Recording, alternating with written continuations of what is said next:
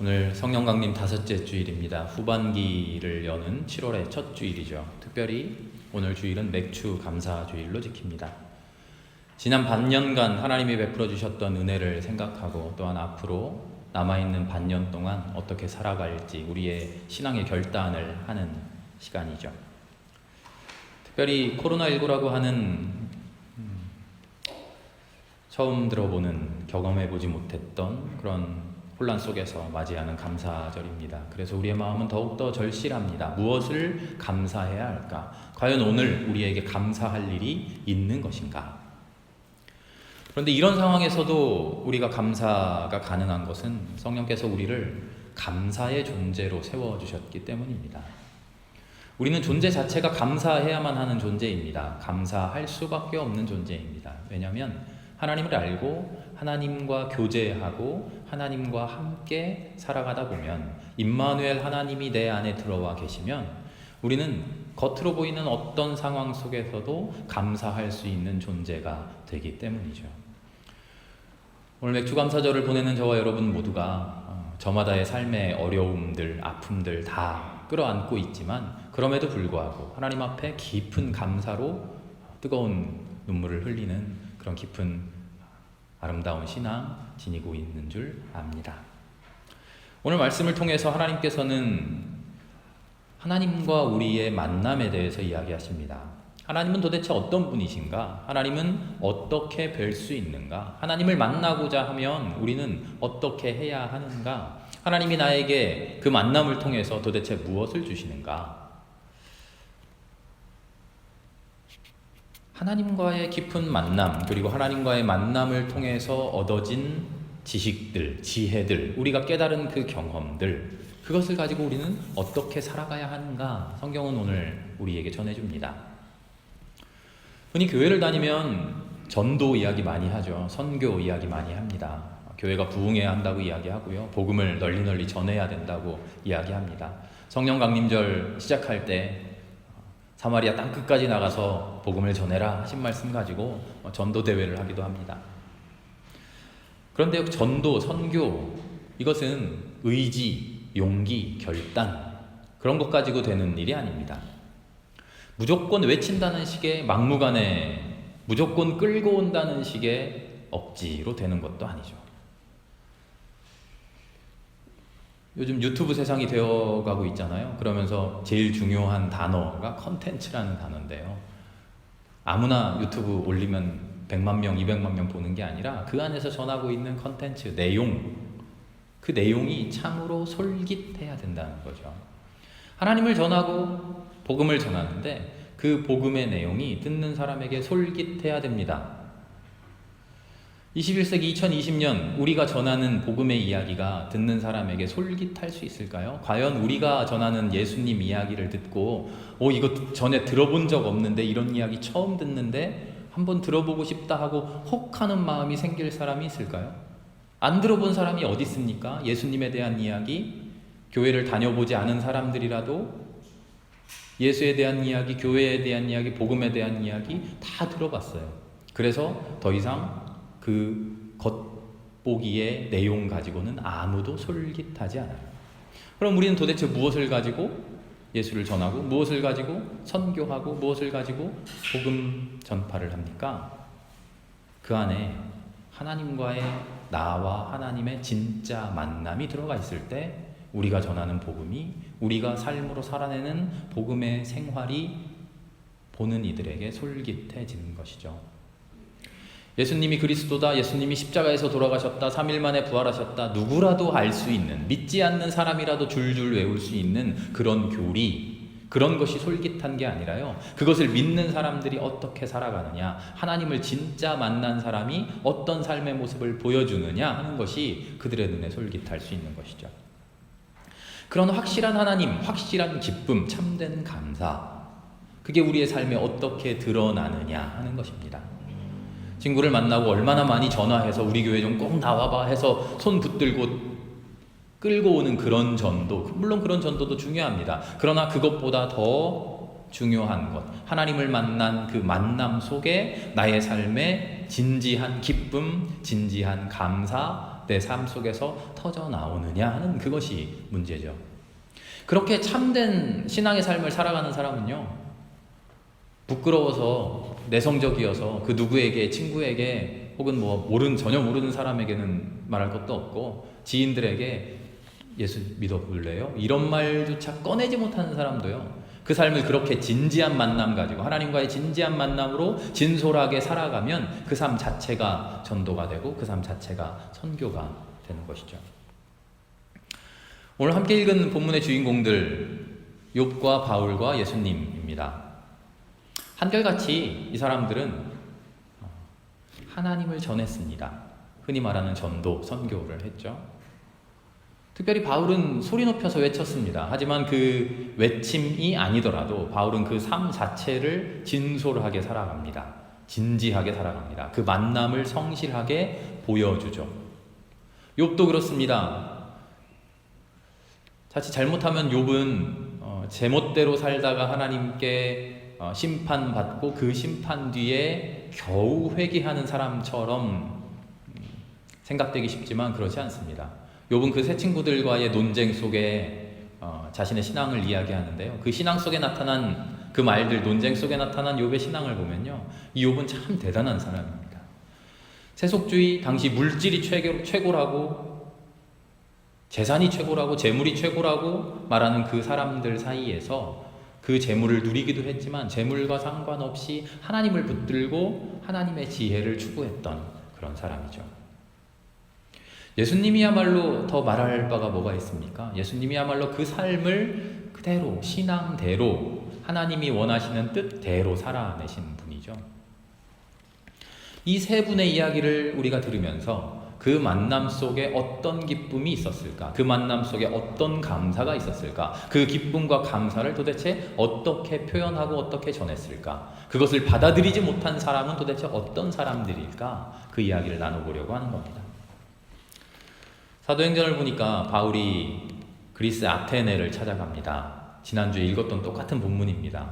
아덴이라고도 예전 개역 성경에는 적혀 있는데요. 그리스의 아테네를 찾아갑니다.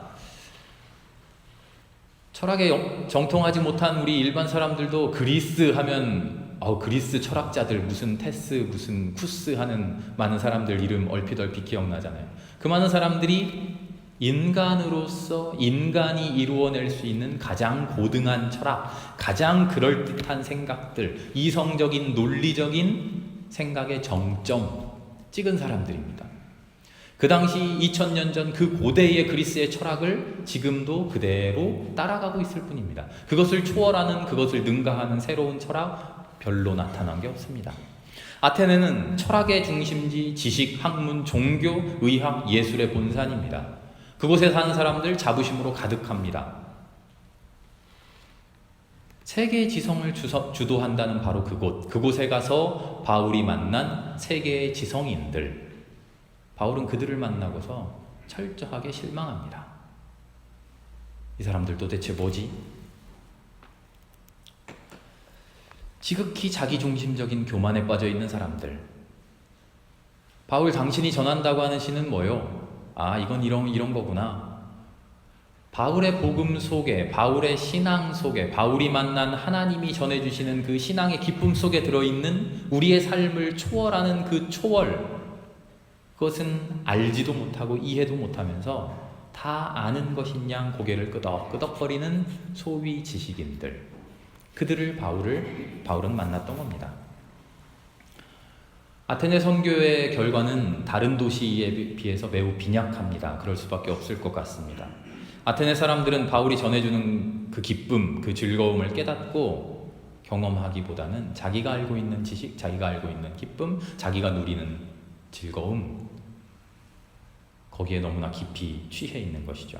바울이 전해주는 것, 그것도 나와 비슷한 거구나. 나와는 조금 다른 류의, 내가 커피를 마신다면 너는 녹차를 마시는 거구나 하는 그런 식의 접근에 머물렀던 것이죠. 아테네 사람들, 지식을 향한 지식욕이 강한 사람들입니다. 왕성한 지식욕을 가졌습니다. 그런데요, 그 지식욕은 다분히 육신의 지식으로만 향합니다. 영적인 지식에 목말라 하지 않아요. 바울이 주는 지식이 영적인 지식이라는 것을 깨닫지도 못합니다. 그런데요, 여기에 커다란 함정이 있습니다. 그런데도 스스로는 매우 종교적이라고 생각한다는 거죠. 바울이 전해주는 영적인 것, 그 영적인 것을 영적인 것으로 받아들이지도 못하면서 스스로는 영적이라고 착각하고 살아간다는 거죠. 왜 그럴까요? 왕성한 지식력 가지고 세계의 모든 종교를 다 알고 있습니다.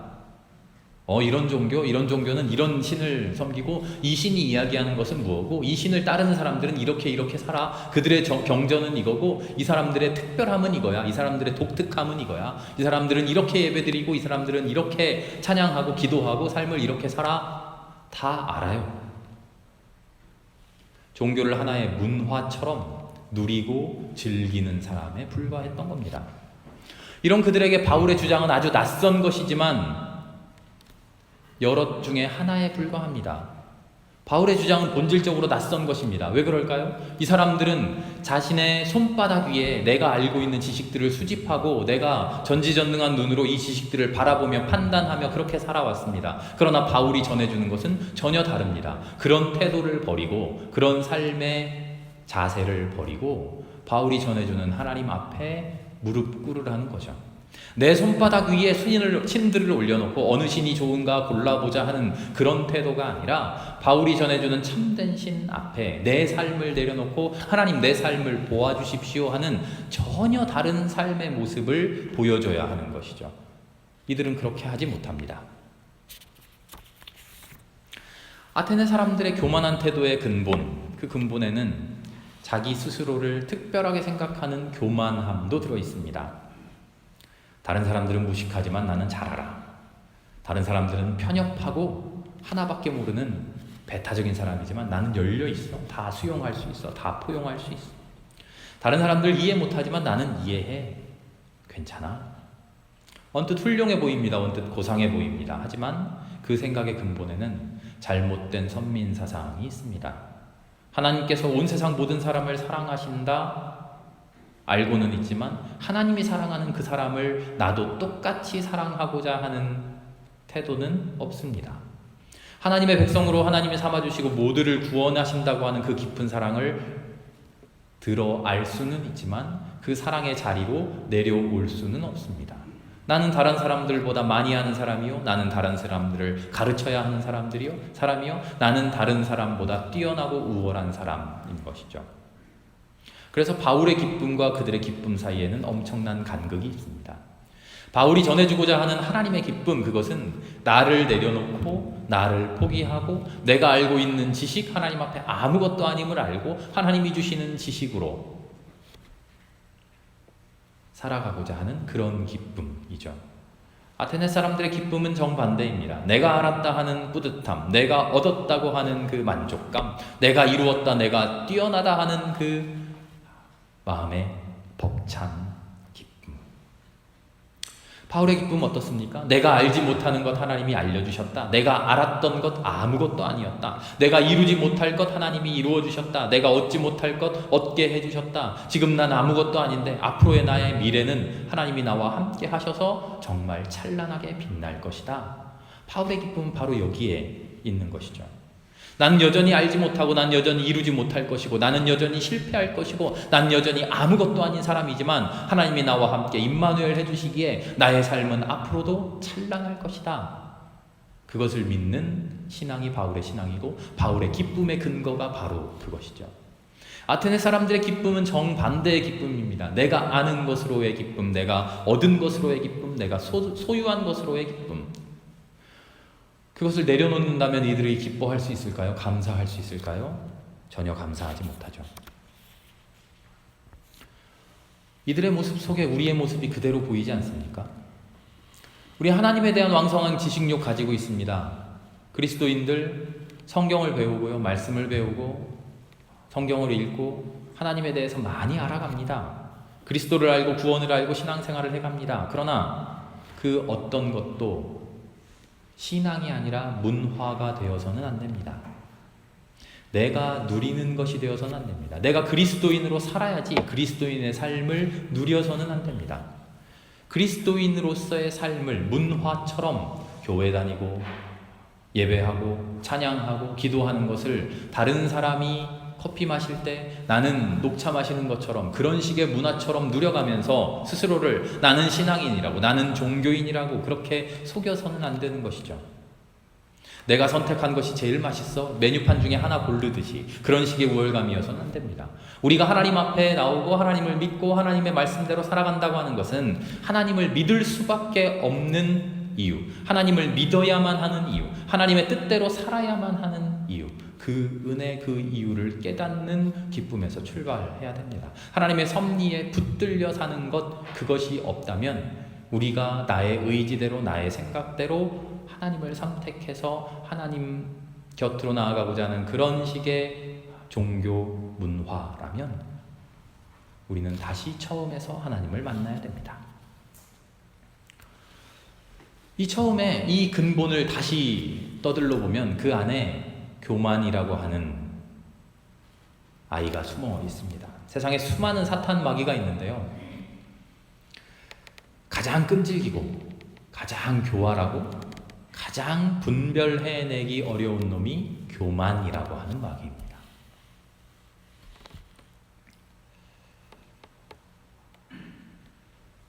하나님께로 돌려야 할 모든 영광을 내가 차지합니다. 하나님을 잘 섬기는 줄 알고 나마저도 속여갑니다. 이 교만은 우리의 감사 속에도 숨어 들어가고요, 우리의 봉사 속에도 숨어 들어가고요, 친절 속에도 숨어 들어가고요, 뿌듯함 속에, 우리의 만족 속에, 우리가 느끼는 기쁨 속에, 심지어는 하나님께로 올려드리는 찬양 속에도 숨어 들어갑니다. 교만의 무서운 점은 악한 것에 있지 않고 선한 것 속에 있다는 겁니다. 그래서 우리는 이 아이를 분별해내기 어렵습니다. 우리는 어떻게 분별해내야 됩니까? 이 교만이라고 하는 마귀를, 교만이라고 하는 양말을. 나의 신앙의 근본, 하나님을 만났을 때의 그 기쁨, 하나님과 함께 할 때 누리는 참된 기쁨, 그 기쁨의 정체를 알아가야 됩니다. 아테네 사람들처럼 내가 무엇인가를 이루었다 하는 그 기쁨이 아니라, 내가 무언가 다른 사람보다 우월하다 하는 그런 기쁨이 아니라, 내가 하는 일이 잘 되었다 하는 그런 기쁨이 아니라, 내가 하는 일이 형통했다 하는 그런 기쁨이 아니라, 내가 하나님께 어떤 신에게 누군가에게 간절히 원했더니 혹은 내가 마음속으로 간절히 바라고 있었던 것이 이루어졌다 하는 그런 기쁨이 아니라, 하나님이 나와 함께 해주셔서 내가 원하는 바는 아니었지만, 내가 바라는 바는 아니었지만, 내가 마음속에 참 흡족한 바는 아니었지만 하나님이 나에게 내가 알지도 못했던 이것을 주셨다. 그 기쁨, 우리가 그 기쁨을 누릴 줄 알아야 됩니다. 내가 하나님께 기도하고 하나님으로부터 받아 누리는 기쁨과 감사의 감격, 그 정체가 아테네 사람들 같은 그런 기쁨, 그런 감사, 그런 감격이어서는 안 된다는 거죠. 내가 하나님 위에 있으면서 하나님께 내가 무언가를 던져놓고 하나님 이거 나에게 주시오, 하나님 나 들어주시오, 그래서 하나님이 내 마음에 맞는 일을 해주시면 그래 감사합니다 하는 그런 기쁨, 그런 감격이 아닌 것이죠. 내가 선행을 하고 내가 아름답게 살아가고 내가 성경에 있는 하나님의 말씀대로 살아서 뿌듯하고 즐겁고 벅찬 그런 기쁨이 아니죠.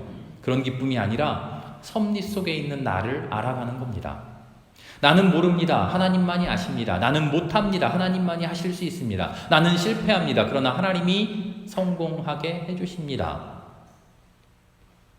나는 모르지만, 나는 알 수 없지만, 나는 이해하지 못하지만, 한 걸음 더 나아가 나는 싫지만, 나는 그렇게 하고 싶지 않지만, 내 마음에 거부되지만, 내 마음이 거절하지만, 그럼에도 내가 하나님을 믿으니 하나님이 하시는 일이라면 순종하겠습니다 하는 그런 눈물, 그 눈물 속에 있는 기쁨을 우리가 알아야 됩니다. 그리고 그 기쁨이 우리의 참된 기쁨, 참된 감사가 되어야 되는 것이죠. 복음서 속에 나오는 사람, 욥기에 등장하는 이 사람들은 그런 기쁨 누려가지 못하는 사람들입니다. 내 눈앞에서 나의 재산이 없어졌으니, 내 눈앞에서 나의 몸이 건강치 못하게 되었으니 기뻐할 수 없습니다. 재산이 회복되어야 기뻐할 수 있겠습니다. 내가 건강해져야 기뻐할 수 있겠습니다. 내가 원하는 것, 그것 내가 원하는 기쁨으로만 기뻐하겠습니다. 욥기에 나오는 사람들의 주장, 그것 아닙니까?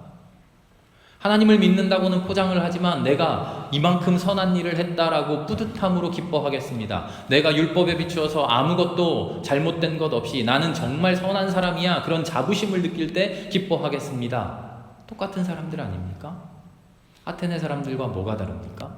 그러나 그들에게 하는 예수님의 말씀, 바울의 말, 욥의 말을 들어보십시오. 전혀 다른 이야기입니다. 하나님이 주시는 기쁨, 하나님이 주시는 기회, 지혜, 그 은혜 어디서 사겠습니까? 금으로, 은으로, 정금으로, 무슨 사파이어, 토파즈 이런 것들로 살 수 없습니다. 어디에서 얻을 수 있습니까? 하나님에게서 얻습니다.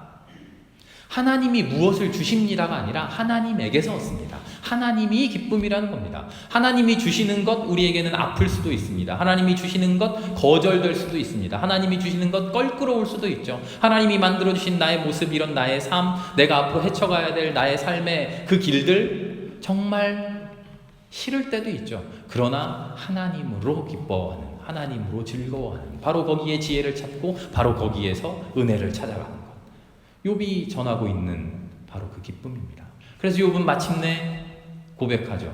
나는 하나님 앞에 아무것도 모르는 사람입니다. 감히 내가 뭐를 안다고 깝죽거렸으니 죄송합니다. 그렇지 않겠습니다. 내가 기뻐하는 것, 즐거워하는 것, 싫어하고 미워하는 것, 그런 나의 판단, 나의 생각들 하나님 앞에 감히 내놓았습니다. 그렇지 않게 살아가겠습니다. 그렇게 하지 않겠습니다. 하나님이 주시는 것으로 다 즐거워하고 하나님이 주시는 것으로 다 기뻐하겠습니다. 인간적으로 기쁘지 않고 인간적으로 아프기도 하겠지만 그것을 감사로 다 품어 살겠습니다. 욥의 고백이 바로 그것 아닙니까? 바울이 온 세상을 다니면서 그리스 사람들에게, 아테네 사람들에게 실망했던 것이 바로 그것 아닙니까? 당신들이 쥐고 있는 그 행복, 왜 조그만 것 하나라도 내려놓지 못합니까? 그건 내려놓고 알지 못했던 것, 새로운 것, 그러나 참된 행복이라고 확신하며 전해주는 것, 왜 그것 조그만 것이라도 받아들이지 못합니까? 그것 받아들이면 참된 삶이 열려지는데, 내가 쥐고 있는 건 놓고 엎드려지면 하나님이 주시는 임마누엘의 새로운 은혜가 열리는데 왜 그 길로 못 갑니까? 이야기에 처음으로 돌아와 봅시다. 오늘은 감사절입니다. 우리는 무엇을 감사하고 있습니까? 내가 기도하며 하나님 앞에 감사합니다 하는 그 감사의 제목들을 하나하나 돌아봅시다. 나의 감사의 제목이 도대체 무엇입니까? 그 감사의 제목들이 하나님도 함께 기뻐하실 그런 내용들입니까? 아니면 하나님과 상관없는 세상 즐거움들을 주님이 주신 복인 줄 잘못 알고 하나님께 감사하다고 찬양하고 손 내밀고 있는 것은 아닙니까? 하나님과 상관없는 나 자신의 교만함에 취해서 아테네 사람들처럼 그래 나 하나님 잘 알아 그러고 있는 것 아닙니까? 아니면 율법주의자들처럼 하나님이 쓸데없다고 말씀하시는, 너희들 그런 제사, 그런 찬양 안 해도 된다 하는 그런 것들에 매달리면서 참으로 중요한 하나님의 마음 외면하며 그렇게 살아가고 있는 거 아닙니까? 우리의 감사를 돌아볼 수 있기를 바랍니다. 오늘 주보를 보면요, 제가 주보 뒤에 함께 부르는 찬양 계속 넣어놓는데요, 지난주부터 제 마음에는 이게 찬양인데요, 그냥 일반 가요, 지금 가시나무라고는 노래를 악보를 올려놨습니다. 다 아시죠? 시인과 촌장이라는 그룹의 하덕규 씨가 쓴 찬양 노래입니다. 지금은 목사님이 되셨죠? 내 속엔 내가 너무도 많아 당신의 쉴 곳 없네. 내 속엔 헛된 바램들로 당신의 편할 곳 없네. 내 속엔 내가 어쩔 수 없는 어둠, 당신의 쉴 자리를 뺏고, 내 속엔 내가 이길 수 없는 슬픔, 무성한 가시나무 숲 같네. 쓸데없는 것들로 하나님이 보시기에 메마른 가시나무 같은 불살라질 그런 것들로 내 마음을 가득 채워서 하나님이 내 안에 들어오셔서 나와 함께 쉴 그 자리를 빼앗아가고 있지는 않습니까? 헛된 바램들 가지고 그 바램이 이루어지기를 간청하면서, 그것이 혹여라도 이루어지면 그렇게도 감사하면서 기뻐하면서 그 기쁨을 다시 누리고자 헛된 기도를 반복하는 그런 삶을 살아가고 있지는 않습니까? 우리 속에 참된 기쁨과 참된 감사가 있어야 됩니다. 헛된 가시나무가 말끔히 없어지는, 그래서 주님 앞에 엎드려지는 그런 감사가, 그런 기쁨이, 그런 감격이 우리에게 있어야 됩니다. 우리 속에 참된 기쁨, 감사 없으면 무성한 가시나무 숲일 뿐입니다. 그 기쁨이 아무리 대단하고 좋다고 말해도 스스로 거울 보면서 나 참 근사해 그렇게 생각해도 메마른 헛된 바램들을 이루어가는 삶일 뿐입니다. 내가 어쩔 수 없는 어둠, 내가 이길 수 없는 슬픔, 그것을 주님 앞에 내려놓고 주님 나에게 와 주십시오. 내가 붙들고 있던 나의 것 내려놓았으니, 내가 나의 마음을 텅 비워 놓았으니, 내가 나의 자존심을, 내가 나의 교만을, 내가 나의 인간적인 기쁨들을, 내가 육신의 자랑들을 다 내려놓았으니 하나님 나에게 와 주십시오.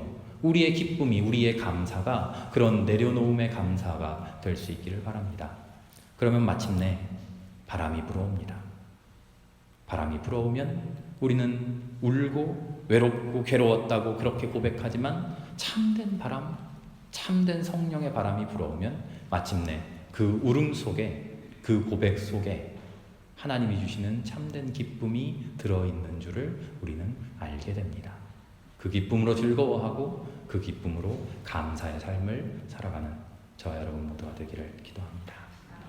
함께 기도합니다. 주님, 내 속에 무엇이 들어있는지요? 하나님, 나의 마음 속에, 나의 영 속에 가득 차 있는 것이 도대체 무엇인지요? 헛된 바람들 없게 하여 주옵소서.